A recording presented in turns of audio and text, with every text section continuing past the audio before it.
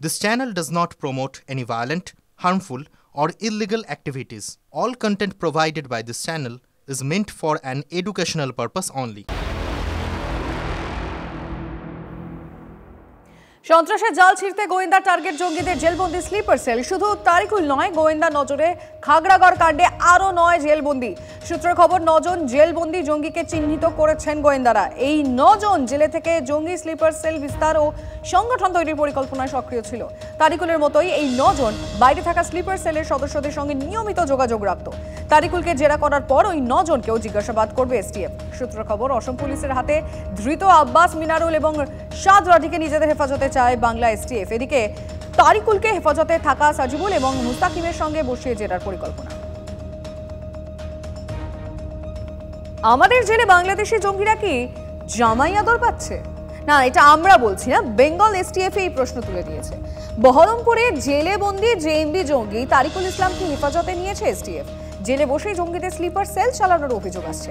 জেলে কি এতটাই ঢিলে ঢালা অবস্থা? গেলে জেহাদিদের বাংলা একটা মরুদ্যান হয়ে যাচ্ছে, জঙ্গিদেরই তো জায়গা হয়ে গেছে। নদিয়ার নবদ্বীপে দাঁড়িয়ে রাজ্য সরকারকে নিশানা প্রাক্তন সাংসদ অধুনা বিজেপি নেতা অর্জুন সিং এর। বাংলা কি সত্যিই জিহাদিদের মরুদ্যান? জঙ্গি, অস্ত্র এগুলো নিয়ে অর্জুনদার যে গভীরতা, যে জ্ঞান, যে অভিজ্ঞতা, সেই বিষয়ে আমি এই ব্যাপারে মন্তব্য করলে মনে হবে যেন একটা বিশেষজ্ঞের মন্তব্যকে আমি কন্ট্রাডিক্ট করছি। বিজেপিতে থাকলে কিছু বলতে হয়, কিছু বানিয়ে বলতে হয়, অতিরঞ্জিত করতে হয়, সেটা উনি করে দেন। এই ধরনের অভিযোগ বারবারই অস্বীকার করেছে রাজ্যের শাসক দল, কিন্তু সোমবার রাজ্য প্রশাসনকে বিড়ম্বনায় ফেলে দিল বেঙ্গল এসটিএফ। বহরমপুর জেলে বন্দি তারিকুল ইসলামকে হেফাজতে নিল বেঙ্গল এসটিএফ। তারিকুল জেএমবি জঙ্গি, খাগড়াগড় বিস্ফোরণে অভিযুক্ত। অসম এসটিএফও তারিকুলকে নিজেদের হেফাজতে নিতে মরিয়া, যদিও বহরমপুর আদালত আপাতত পশ্চিমবঙ্গে স্পেশাল টাস্কফোর্সের আবেদনই মঞ্জুর করেছে। প্রশ্ন হলো, একজন জেলবন্দিকে হঠাৎ হেফাজতে নেওয়ার প্রয়োজন পড়ল কেন? অভিযোগ, জেলে থাকলেও সক্রিয়তা কমেনি তারিকুলের। জেলে বসেই জঙ্গিদের স্লিপার সেল চালাতো তারিকুল। জেলে বসেই অন্য জেলবন্দিদের মগজ ধোলাই করত তারিকুল। সদ্য ধৃত মুস্তাকিম, সাজিবুল, আব্বাস, মিনারুলের সঙ্গে তারিকুলের যোগ মিলেছে। জেলে থেকেই জেএমবির সঙ্গে আনসারুল্লাহ বাংলা টিমের দহরম মহরম।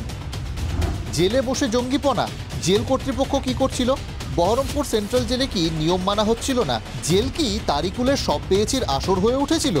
এই সন্দেহে কি করছে বেঙ্গল এসটিএফও? রবিবার বিস্ফোরক অভিযোগ করেছিলেন বিরোধী দলনেতা শুভেন্দু অধিকারী। জেলে তো মোবাইল ইউজ করা যায়। মুখ্যমন্ত্রী যদি পার্থ চ্যাটার্জির সঙ্গে কথা বলতে পারেন জেল থেকে। অনুব্রত মণ্ডল যখন আসানসোলে ছিল, সব নির্দেশ ওখান থেকে দিত। শাহজাহান লোকসভা ভোটের সব নির্দেশ বসিরহাট জেল থেকে দিয়েছে। এ তো অবাধ যাতায়াত, এখানে কোনো জেলে জামার নেই এবং কোনো জেলে ব্যাপার নেই। এই সূত্রেই সোমবার সরকারকে কটাক্ষ বিজেপি বিধায়ক শঙ্কর ঘোষেরও। জেলের ভেতরে এই ধরনের কার্যকলাপকে প্রশ্রয় দেওয়ার একটাই উদ্দেশ্য, সেটা হচ্ছে যে দেশবিরোধী শক্তিকে আরও বেশি মদত দেওয়া।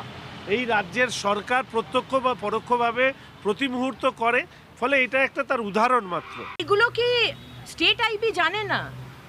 স্টেট আইবির কাজ কি? আজকে জেলে বসে তারা সমস্ত র্যাকেট চালাচ্ছে। আজকে মমতা ব্যানার্জির পুলিশ তারা কি করছে? আপনি আপনার তুষ্টিকরণের রাজনীতির জন্য এই সব পুলিশদেরকে অপদার্থ করে রেখে দিয়েছেন, তাদের কাজ করতে দিচ্ছেন না।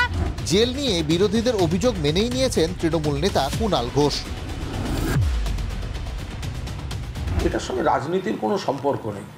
সমাজের যে কাঠামো, তার কোথাও কোথাও কোনো ছিদ্র থাকে। তদন্তের স্বার্থে সেগুলি আরও তদন্ত দরকার হয়, তদন্তে আরও কিছু জানা যায়। জেল প্রশাসন সতর্ক না থাকলে কি হয়? বাংলাদেশের উদাহরণ টানা যেতে পারে।